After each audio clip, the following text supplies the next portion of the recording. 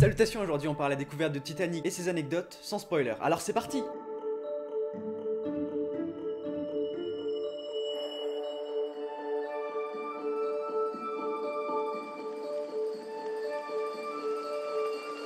Titanic est un classique, un film culte, sorti en 1997, que pratiquement tout le monde a déjà vu. Mais est-ce que vous connaissez les incroyables anecdotes et secrets de tournage dans ce film? Je pense pas, non.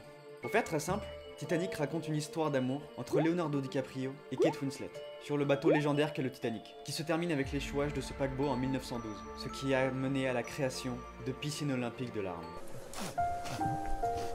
C'est les émotions. Est-ce que vous saviez que James Cameron, le réalisateur qui a aussi fait Terminator, Abyss, Alien, est l'homme qui a passé le plus de temps sur le Titanic? Je veux dire la vraie épave, plus que les passagers. Il est descendu plusieurs fois à 3821 mètres de profondeur pour essayer de donner au décor de son film une ressemblance incroyable avec le Titanic. Incroyable! Vous connaissez sûrement la phrase que dit un père à ses deux filles qui se font embarquer dans un canot. On se dit au revoir pour un petit moment, juste un petit moment. Eh bien elle est vraie. James Cameron a pris plusieurs témoignages pour retrouver de vrais personnages et de vraies phrases. Titanic a été nominé pour 14 Oscars et en a reçu 11, ce qui en fait le film le plus oscarisé dans l'histoire du cinéma, ex-aequo avec Ben-Hur et Le Seigneur des Anneaux, Le Retour du Roi. Mais est-ce que vous saviez qu'une autre actrice que Kate Winslet a été nominée dans la catégorie meilleure actrice dans un second rôle? Eh bien moi non, je savais pas. C'est nul autre que Gloria Stuart, la femme qui incarna Rose âgée. C'est drôle quand même. C'est sa seule nomination, malheureusement elle n'a pas gagné, alors qu'elle a commencé sa carrière en 1932 avec Tête brûlée de John Ford. Désolé, c'est pas la bonne image. James Cameron ne voulait pas de chansons dans son film, mais James Horner, celui en charge de la musique, était convaincu que ce serait une bonne idée. Il a donc décidé d'enregistrer en secret My Heart Will Go On avec Céline Dion, qui au passage n'aimait pas du tout sa propre chanson, ce qui changea la vie de Cameron et fit gagner l'Oscar de la meilleure chanson originale au film, ce qui permit d'avoir 11 Oscars.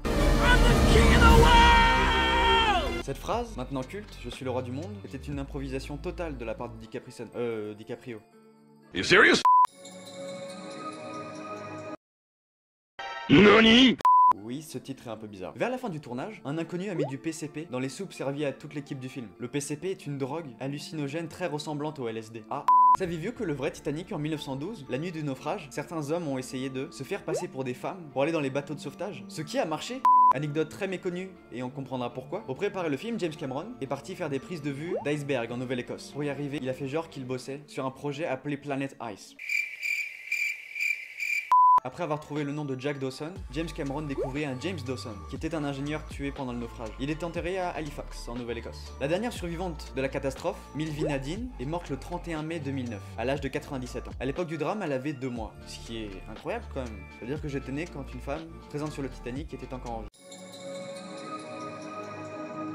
Le jeu de mots du titre n'est pas ouf, tant pis. Le film Titanic a coûté 200 millions de dollars à réaliser, alors que le vrai paquebot a coûté 150 millions de dollars à produire. J'imagine qu'il y a aussi une campagne de pub, des effets spéciaux, des vêtements et d'autres choses à produire, mais bon.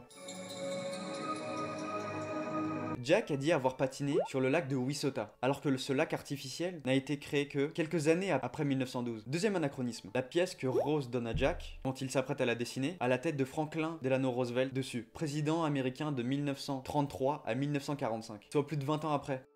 Est-ce que vous saviez qu'avant Leonardo DiCaprio, Jack Dawson aurait pu être interprété par plein d'acteurs? Tom Cruise, Brad Pitt, Matthew McConaughey, Chris O'Donnell, Jared Leto ou encore Johnny Depp. Rose aurait pu être jouée par Claire Danes, Gabrielle Anwar ou encore Gwyneth Paltrow.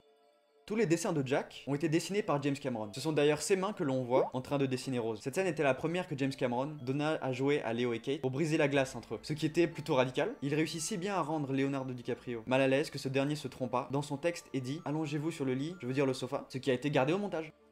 Bon, c'est la fin de cette vidéo. J'espère que vous avez apprécié. Manifestez-vous si c'est le cas. Je vous fais des bisous et à la prochaine.